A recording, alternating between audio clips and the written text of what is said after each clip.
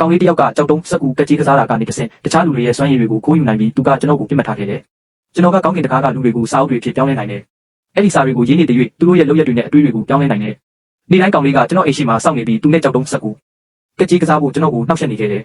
အစကတော့ကျွန်တော်သဘောမတူချင်ပေမဲ့ကလေးကအရန်စိတ်နှောက်ယှက်ဖြစ်စေတယ်သူ့ကိုအမြန်ဆုံးထွက်သွားအောင်ဂိမ်းကိုသဘောတူခဲ့တယ်ကြောက်တုံးစက်ကူကက်ကြီးကိုတချီရှုံးပြီးနောက်ကျွန်တော်ခန္ဓာကိုယ်တွေကစွမ်းအားတွေပျောက်သွားတယ်လို့ခံစားခဲ့ရတယ်ကောင်လေးမှာကျွန်တော်လိုပဲအထူးစွမ်းရည်တစ်ခုရှိတယ်လို့တန်တရားဝင်ပြီးလို့ကောင်းကင်တကားကိုချက်ချင်းသုံးခဲ့တယ်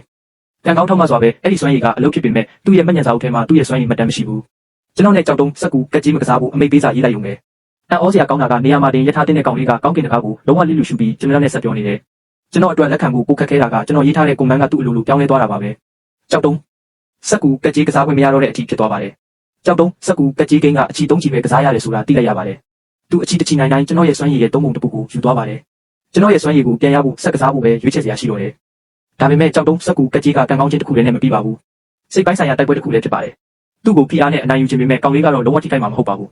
အဲ့ဒီအစားသူကပထမအချီမှာအနိုင်ရခဲ့လို့နောက်တစ်ချီမှာစက်ကူနဲ့ကစားမယ်လို့ဂုဏ်ယူစွာပြောခဲ့ပါတယ်ကျွန်တော်ကကြောက်တုံး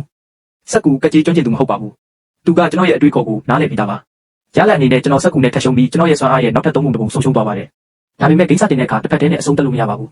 ကျွန်တော်ကိုတင်းငြိမ်အောင်ထားပြီးသူ့စကားတွေကကျွန်တော်ကိုတက်ရောက်မှုမဖြစ်အောင်တားဆီးရုံနဲ့တက်နိုင်ပါတယ်နောက်အချီနှစ်ချီကတည်ရကြခဲ့ပါတယ်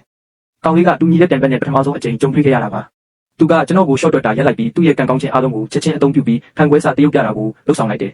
ခံခွဲစာကသူ့ကိုလိမ္မာပါနဲ့စွာရှောင်းနေတာကိုကြည့်ရင်ကျွန်တော်အနိုင်ရချင်ရင်ပြူဟာကိုပဲအကူရမယ်ဆိုတာသဘောပေါက်လိုက်တယ်ကြောက်တုံးစက်ကူကက်ကြီးနောက်ဆုံးအဆင့်စတင်တဲ့အခါကောင်လေးကမကြောက်မရွံ့ဆက်ကစားနေပေမဲ့ကျွန်တော်ပြုံးပြီးတည်ငြိမ်စွာစက်ကူကိုပြစ်ပေါက်လိုက်တယ်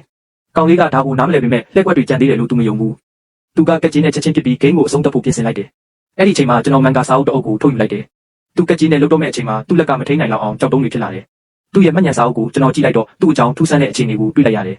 သူမကြိုက်တဲ့မန်ကာဇက်ကောင်ကိုသူမြင်နိုင်ဒေါသကြောင့်ကြောက်တုံးတွေဖြစ်လာတယ်သူ့ရဲ့ကြောက်တုံးစက်ကူကက်ကြီးစွမ်းရည်နဲ့ကန်တရားကဘလောက်ပဲရှင်းနိုင်တော့အောင်ကွာခြားနေပါစေအဲ့ဒီအခြေအနေရဲ့ကန့်သက်ချက်တွေကနေလွတ်မြောက်နိုင်ခြင်းမရှိသေးပါဘူးဒီအချိန်မှာကောင်လေးကဒေါသထွက်လာပြီးကျွန်တော်နဲ့အတူကြောက်တုံးစက်ကူကက်ကြီးဆက်ကစားချင်လာတယ်ဒါပေမဲ့အဲ့ဒီနောက်မှာကျွန်တော်တို့ဘယ်နှကြိမ်တိတိမန်ကာစာအုပ်ကိုသူ့ကိုပြင်းတဲ့ရွေးသူ့မှာရွေးချယ်စရာတစ်ခုပဲကျန်တော့တယ်အဲ့ဒါကတော့ကြောက်တုံးပါပဲကျွန်တော်ရဲ့စွမ်းရည်ကိုပြန်ရပြီးတဲ့နောက်မှာဖန်ခွဲစားတရုပ်ပြမှုကိုလည်းလုပ်ခဲ့ပြတယ်ပြန်ဘက်ကိုအနိုင်ယူတာကမခက်ခဲဘူးလို့သူ့ကိုပြောပြခဲ့တယ်